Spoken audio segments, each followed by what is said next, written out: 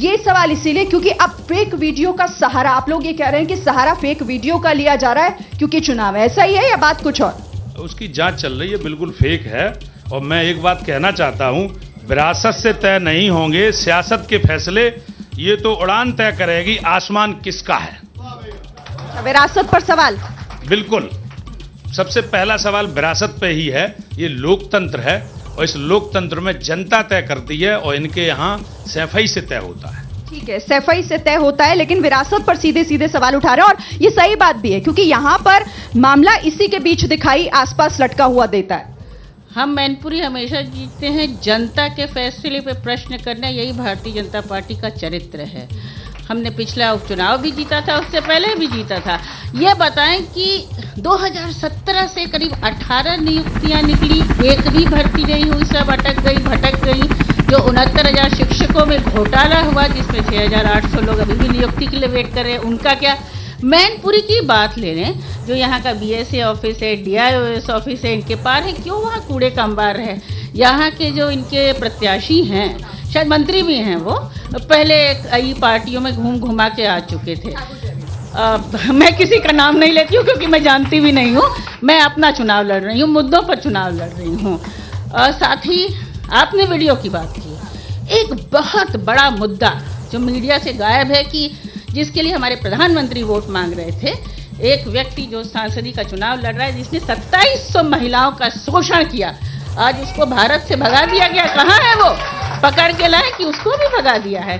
तो ये कन्वीनियंस की सियासत भारतीय जनता पार्टी करती है। मैनपुरी है, मैनपुरी के लोग बहादुर हैं, मुद्दे पर लड़ते हैं। चलिए उस पर जनता से बात करूंगी, लेकिन कांग्रेस से एक सवाल, क्योंकि शुरुआत मैंने फेक वीडियो वाले मामले से ही की है और अब उस मामले में जांच शुरू हो गई है, कई लोगों तक जांच का दायरा पहुंचेगा। ऐसा तो नहीं कि इस डीप फेक का जो आरोप लग रहा है उसमें फंस ना जाए कहीं? ये वीडियो जो वायरल हुआ भले ही फेक हो या जो, मैं कुछ नहीं कह सकता, जांच हो गई, लेकिन ये पक्की बात है कि भाजपा हमेशा दलित विरोधी रही, आरक्षण को खत्म करना चाहती। आज से नहीं, आजादी से पहले भी ये जब संविधान बना था 26 नवंबर 1949 में, 4 दिन बाद ही सावरकर की अपने लेख में लिखा था कि इनने संविधान में मनुस्मृति का ध्यान नहीं रखा गया। गांधी जी पूना एक्ट में दलितों के मंदिर प्रवेश के लिए संघर्ष करते थे, उनके ऊपर बम फेंके गए।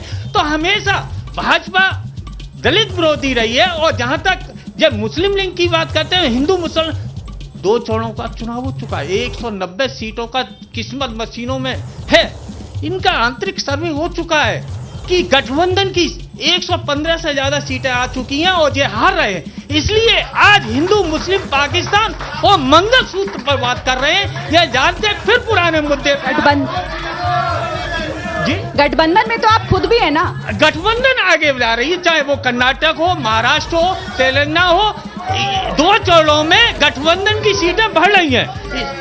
चलिए मैं इसका जवाब ले लूं, जवाब आप दे दीजिए। क्योंकि इनका कहना है दलित विरोधी है। बाबा साहब भीमराव अंबेडकर को इन्होंने अब अपने सरकार में रहते हुए भारत रत्न क्यों नहीं दिया?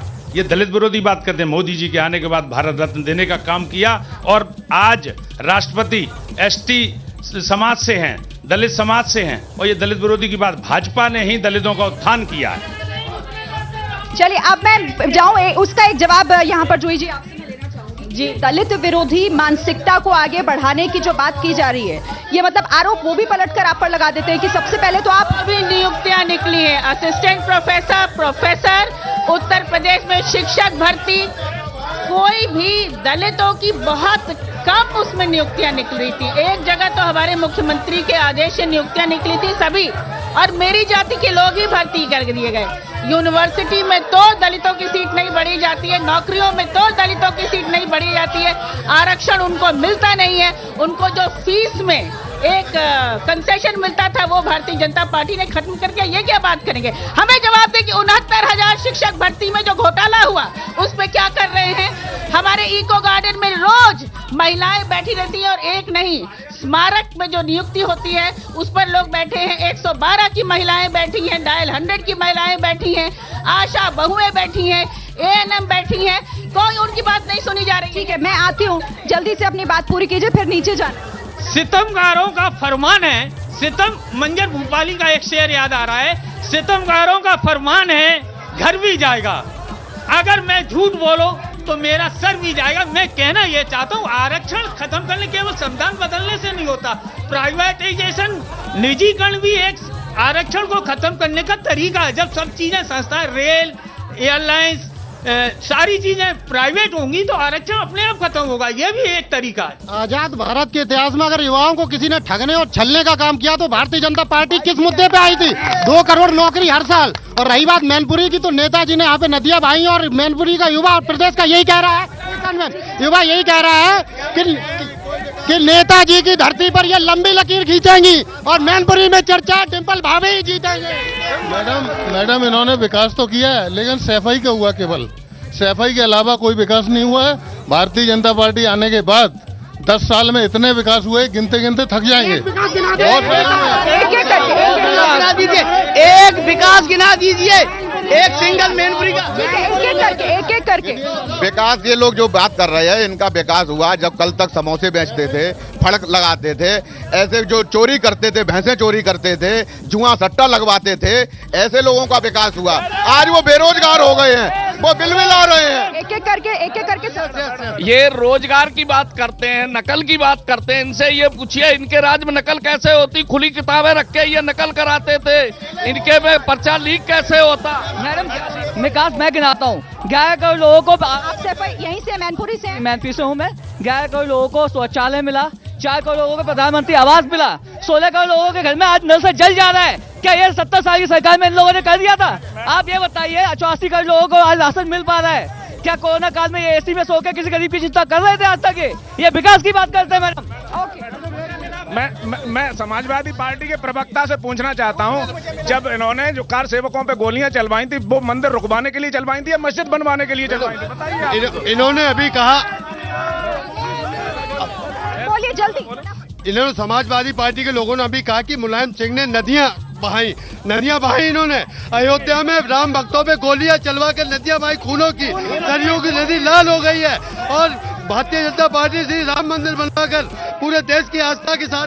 मैं चाहती हूँ आप लोग सवाल नहीं, जवाब देता हूँ मैं। उसका जवाब दीजिए। एक मिनट यार, एक मिनट मैं जवाब देता हूँ। मैं आज रोजगार नहीं मिल रहा है। 2016 ठीक है, आप पीछे मुझे जाने थोड़ा आराम से। नहीं भाजपा अगर इस बात को कह रही है तो हम कहना चाहेंगे नरेंद्र मोदी ने क्या किया। कहाँ मंगलसूत्र की बात करते हैं, पुलवामा हमले जैसे में न जाने कितने मंगलसूत्रों को खत्म कर दिया। आज आप मंगलसूत्र की बात करते हैं। आपने कोरोना काल के अंदर हिंदुओं के लिए क्या किया?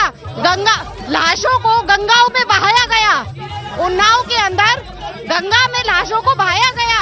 आप आज हिंदू रक्षक की बात कर रहे हैं। मैम आप आगे आइए। आप खुद 1 मिनट शांति से। आप खुद महिला हैं, मुझे बताइए कि महिलाओं का विकास आपके मुताबिक कौन कर रहा है? महिलाओं का विकास इस समाजवादी पार्टी में है और किसी में नहीं है। 102, 108, 10, 90 और कन्या विद्यादान और शिक्षा के लिए हर सुविधा दी थी। और इस राज्य में सिर्फ महिलाओं की असमत लूटी जा रही है। और हमारे प्रधानमंत्री जी जुमलेबाजी करते हैं कि 15 लाख आएंगे, किसके खाते में? उस पर भरोसा नहीं होता है?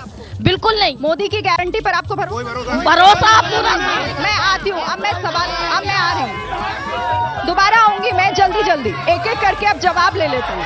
और सबसे ज्यादा सवाल तो आपके लिए। सुनाई दे क्या?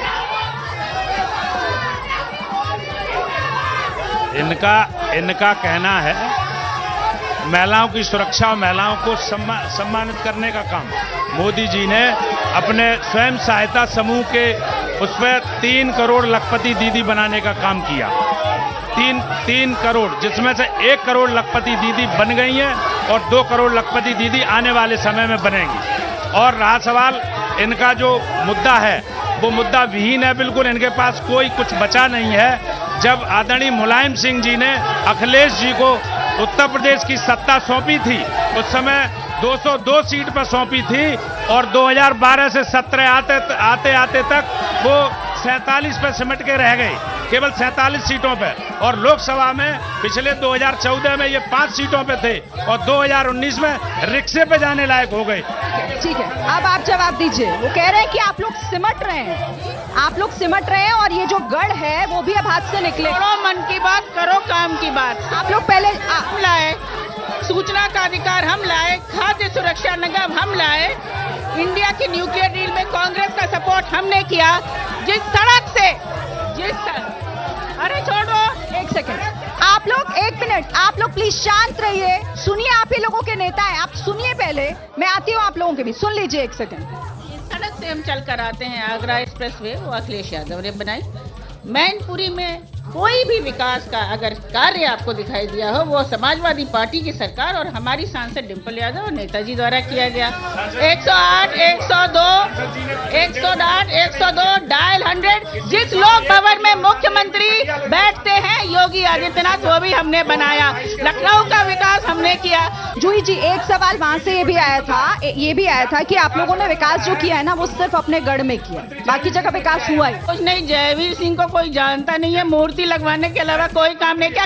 जमीन का कब्जा जीत के ही मंत्री बने हैं ना जयवीर सिंह ने। ठीक है, आपके पास आऊं।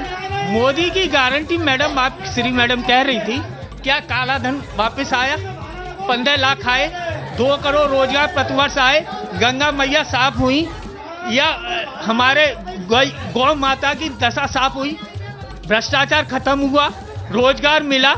कितनी गारंटी? और घोटाले की जहाँ बात करते हैं, पीएनबी में 11,300 करोड़ रुपए का घोटाला, मुख्य आरोपी नीरव मोदी। यूको बैंक में 600 करोड़ का घोटाला, मुख्य आरोपी विजय माल्या। 854 करोड़ का घोटाला एसबीआई कनिष्क गोल्ड में बैंक। ये लिस्ट, एक मिनट, वो आप जल्दी अपनी बात करें, क्योंकि ये लिस्ट वो भी लेकर आए होंगे, सबके नहीं सुन। कहते इधर उधर की बात ना कर,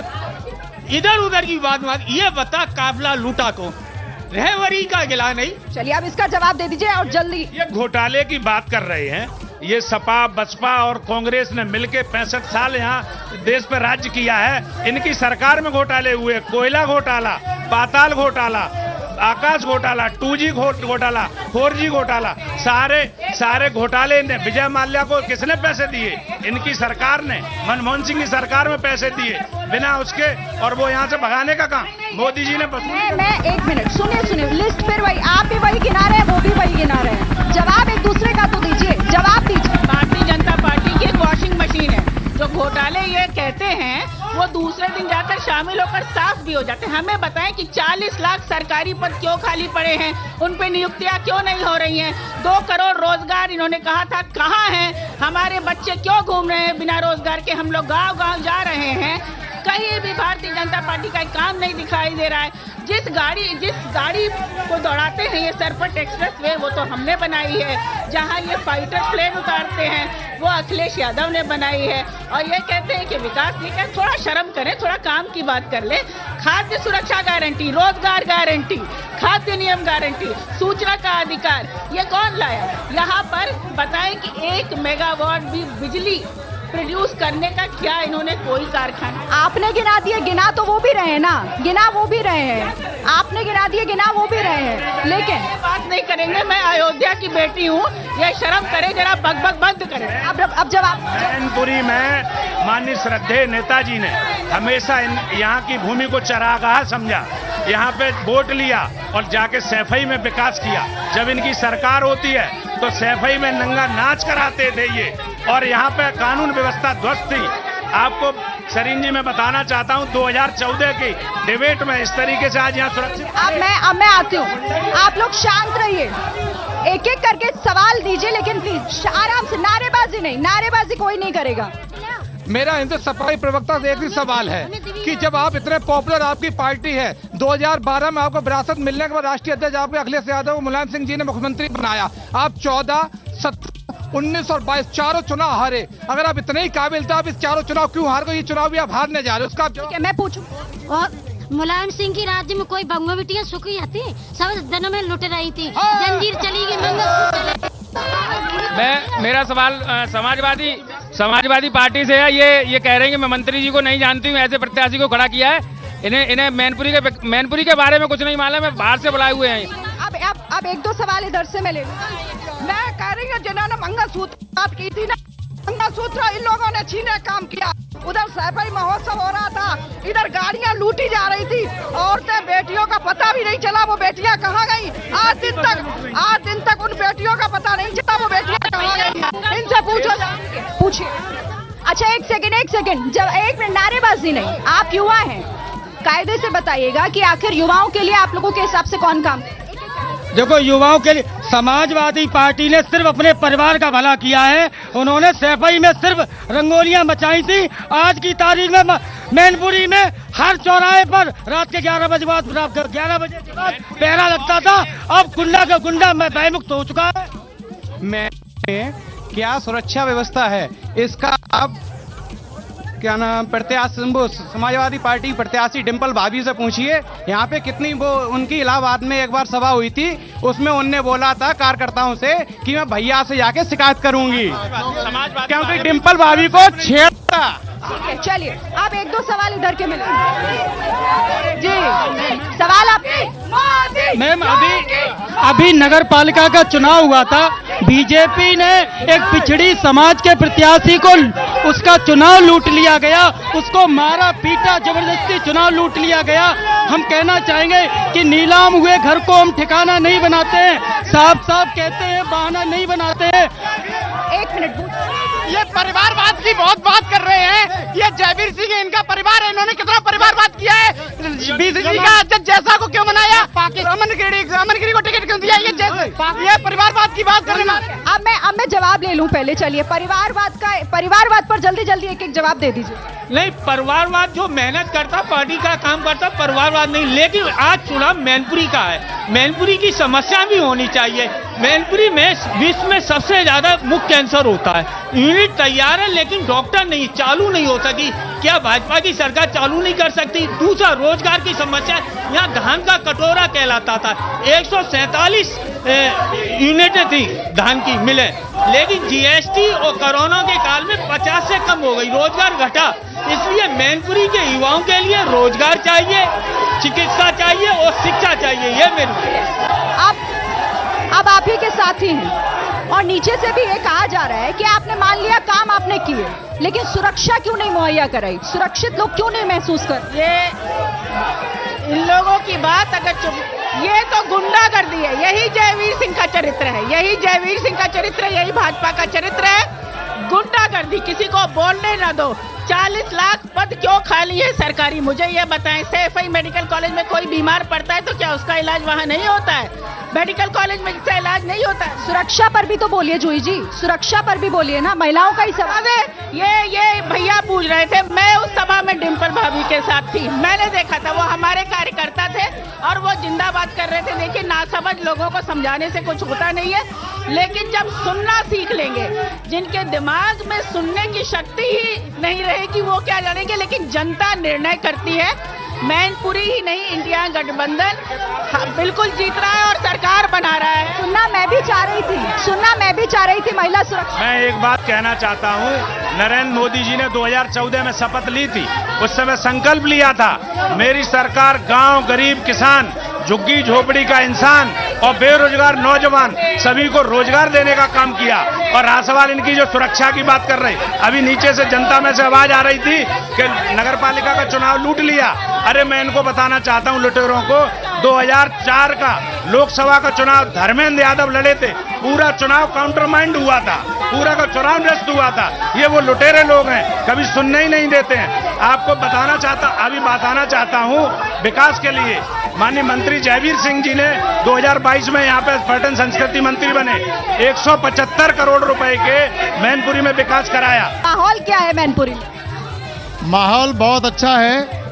इस मैनपुरी के लोकसभा के चुनाव में एक और हल्ला बोल है, एक और मोटरसाइकिल चलाने वाले, ट्रैक्टर चलाने वाले, जमीन पर, मकान पर, दुकान पर कब्जा करने वाले हैं, और दूसरी ओर जुमलेबाज हैं जो गर्मी में भी लोगों को बाजरा खिलाने वाले हैं। और तीसरा विकल्प वो है जो सर्वजन सुखाय पार्टी का है, सर्वजन हिताय है, सर्वजन सुखाय है। और बहुजन समाज पार्टी का ये हमारा नारा है, सबको सबके साथ भाईचारा बनाना है, वो तीसरा रास्ता है।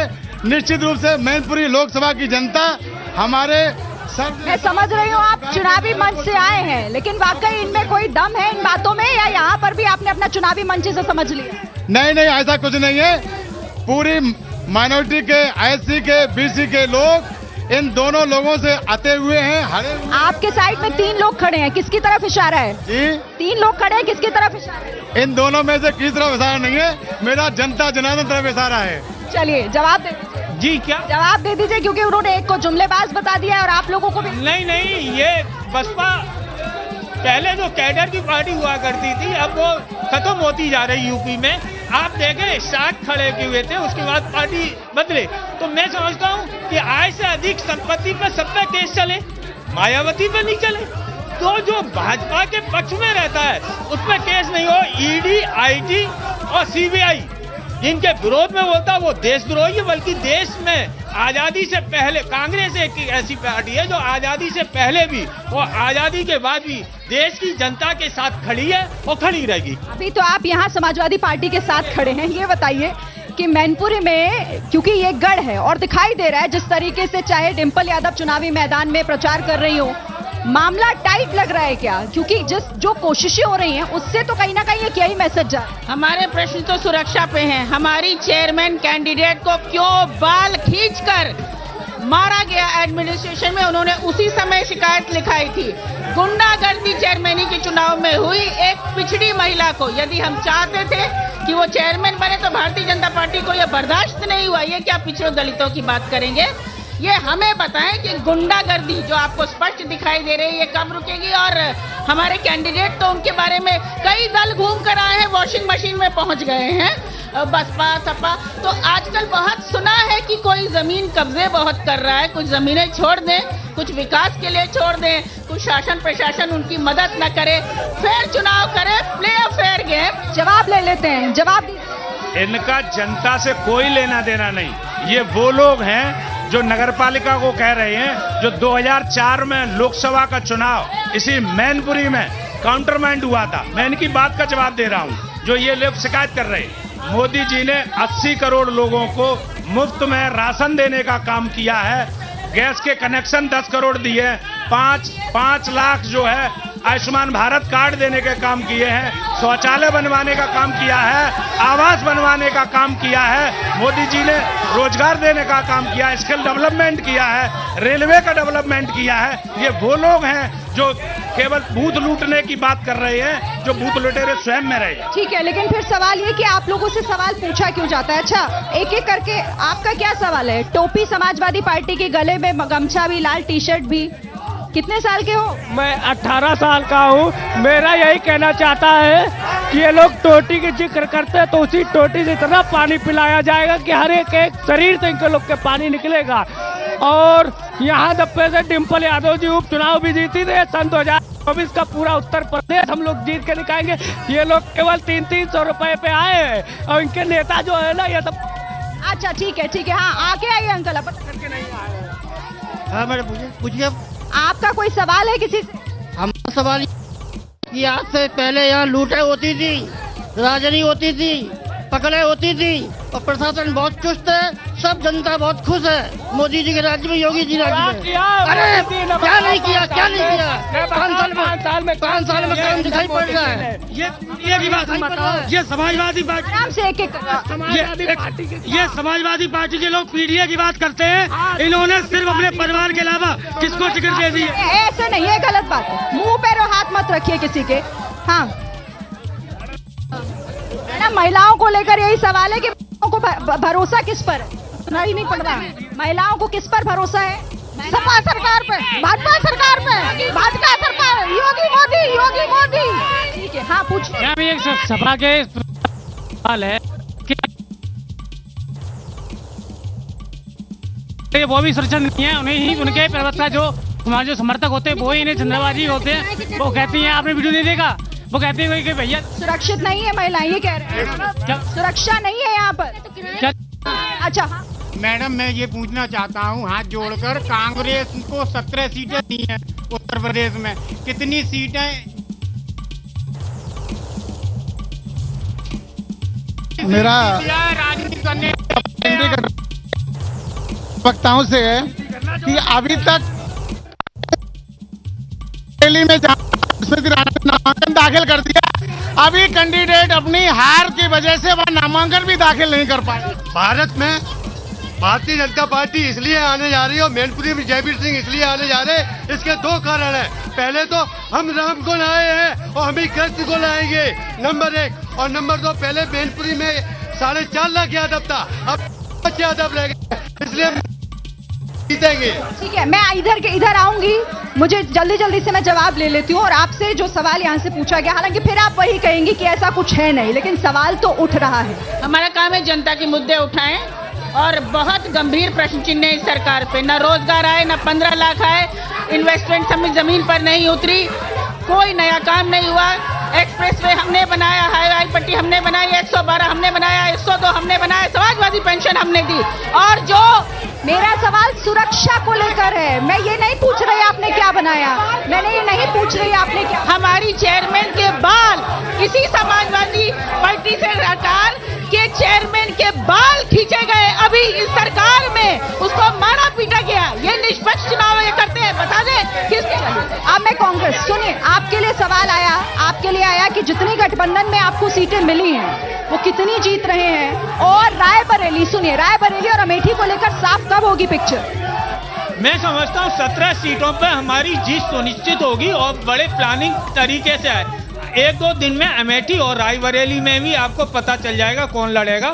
हम बड़े प्लानिंग से 17 सीटों पे। इतना समय क्यों लग रहा है, इतना समय क्यों लग रहा है? पार्टी की एक विचारधारा टेक्निक होती है, हम कब कैंडिडेट। विचारधारा बदल जाएगी क्या अगर देरी से उतारेंगे? वो अपनी रणनीति के तहत आपको 2 दिन में पता चल जाएगी रायबरेली अमेठी में कौन लड़ा है और मैं वहाँ जीतूं, क्योंकि ये कांग्रेस की पुरानी सीट है। रायबरेली अमेठी हार नहीं पाएंगे। चलिए, अच्छा ये बताइए, हाँ मैनपुरी में जहाँ तक मैं गठबंधन की सीट इसलिए जीत मानता हूँ, एक तो मुलायम सिंह जी की वो सीट है, दूसरा यहाँ जो विकास किया है, चाहे वो पॉलिटेक्निक हो, स्टेडियम हो, चाहे इंजीनियरिंग कॉलेज हो, सैनिक स्कूल हो, मेडिकल सैपई स्कूल हो लोकसभा में, तो जितने जिस गठबंधन की सीट विकास की है और भाजपा ने कोई काज नहीं की। चलिए, बीएसपी के लिए ये एक परसेप्शन बना दिया गया है, या आपको क्या लगता है इसके पीछे वजह कि आप लोग जो है वो बीजेपी की बी पार्टी जैसा विपक्ष आरोप लगा रहा है, और दूसरी तरफ ये कि आप लोग सिर्फ और सिर्फ वोट को काटने और बांटने का काम करते हैं? देखिए मैडम, मुझे बोलने दीजिए। मैनपुरी लोकसभा का चुनाव घोसी और कमरियाबाद पर निर्भर है। यहाँ पर घोसी यादव समाज का 90% वोट है और मुलायम सिंह परिवार ने पूरे घोसी यादव समाज को पूरे प्रदेश में बर्बाद करके रखा है। गाजीपुर से लेकर के गाजियाबाद तक जितने भी यादव नेता थे उन पर सबको बर्बाद करके रखा है, केवल अपने परिवार को ही आबाद किया है। और मैं घोसी यादव हूँ, मैं घोसी यादव मंच पर घोसी यादव का सहारा लेकर के बसपा के प्रत्याशी होकर के निश्चित रूप से मैनपुरी की लोकसभा सीट पर बसपा का परचम फहराऊंगा। आप इस बात को देख लेना। चलिए, आपका कॉन्फिडेंस किस आधार पे भी हम समझेंगे? हाँ बताइए। ये लोग जो हैं, समाजवादी पार्टी के लोग, कांग्रेस के लोग, ये राष्ट्रीय मुद्दों का चुनाव नहीं लड़ रहे हैं, ये नाली खरंजे पे ही उलझे हुए हैं। देश के अंदर 65 वर्ष इन्होंने राज्य किया, पूरे 65 वर्ष में 2 एम्स बनवाए मोदी जी ने 14 से, और आज 2024 तक 22 एम्स बनवाए मोदी जी ने, 25 IIT बनवाई, शिक्षा स्वास्थ्य पूरे का ध्यान रखा मोदी जी ने। रहा सवाल मैनपुरी में विकास के नाम पे, इन्होंने सफाई का विकास किया, मैं पहले भी आपसे बता चुका हूं। और रहा सवाल सुरक्षा का, इनकी 12 से 17 सरकार हुआ करती थी, तब ये मुजफ्फरनगर के दंगे कराया करते थे। एक भी दंगा योगी के राज्य में नहीं हुआ। बाबा जी का बुलडोजर सुरक्षा के लिए, माताओं बहनों के लिए तैयार खड़ा। किसी माई के लाल की हिम्मत नहीं है किसी बहन बेटी की तरफ उंगली भी उठा ले। ये सुरक्षा का माहौल है, आप यहाँ देख रही हैं। ये जो आई हुई जनता है, ये बाहर से भाड़े के बुलाए हुए। नहीं, आप ऐसे नहीं, जनता का प्लीज अपमान मत करिए। नहीं, मैं आपको इसकी इजाजत नहीं दूंगी, बिल्कुल एक एक करके। अच्छा, एक छोटा सा बच्चा है, मैं उसकी बात भी सुन लूं। अच्छा ये बताइए, ये ऐसा बोल रहे हैं माफिया, हमारी बात सुनिए। ये लोग बहुत आदमी है और ये सब महिला की बात करते हैं। जो राम को लाए हैं वो गाय काटने वाले से चंदा भी लाए। आगे ये कह रहे हैं राम को लेके आए, हम उनको लेके आएंगे। हम कह रहे हैं वो विजय माल्या को लेके आए, नीरव मोदी को लेके आए, वो तो दुनिया में ही है। 15 भी लेकर के आए, जो 15 हाँ मैडम जिसका मुख्यमंत्री टोटी चोर कहलाया, उनके कार्यकर्ता और जनता क्या इसके मुख्यमंत्री और राष्ट्र विकास 20,000 रुपया यहाँ चलिए, एक बड़ा अच्छा सवाल आपके लिए आया है, आप इसका जवाब दीजिएगा। आप सवाल ये उठाते हैं कि राम, एक बाहर से सवाल आया आपके लिए कि राम को वो लेकर आए, आप तो विजय माल्या और पता नहीं किस किस का नाम यहाँ पर गिना दिया गया। नहीं, फिर भी सवाल नहीं समझ पाया। आपने राम मंदिर को लेकर जो सवाल खड़ा किया वही जनता पूछ रही है, उसको लेकर। राम सभी के आराध्य है, मैं भी भगवान राम को मानता हूँ, लेकिन चुनाव क्या सनातन को होना चाहिए। चुनाव का मुद्दा क्या है? शिक्षा, चिकित्सा, रोजगार, भ्रष्टाचार, महंगाई कम, इन पे होना चाहिए। राम मेरे भी गुरु है, आराध्य, मैं पूजा करता हूँ, 9 दुर्गों में व्रत भी रहता हूँ, लेकिन हम इसे वोट की राजनीति में नहीं करते। ठीक है, चलिए इसका जवाब ले लूं मैं। आप लोगों ने राम को भी राजनीति में लपेट दिया, वो कह रहे हैं कांग्रेस। राम, भगवान श्री राम आस्था का विषय है, राजनीति कभी नहीं की। मेरे संकल्प पत्र में था धारा 370, राम मंदिर और 3 तलाक, वो तीनों काम, 3 तलाक समाप्त करने का काम किया, मुस्लिम बहनों को दिलाने का काम किया। मोदी जी ने 2019 में शपथ लेते ही और राम मंदिर बनाने का आदरणीय सुप्रीम कोर्ट का फैसला आया, फैसले के आधार बनाया और हमारे आराध्य हैं राम मंदिर ही नहीं, पूरी संस्कृति को, सनातन संस्कृति को पूरे देश के अंदर बनाने का काम किया है। बाबा विश्वनाथ कॉरिडोर बनाने का काम किया है।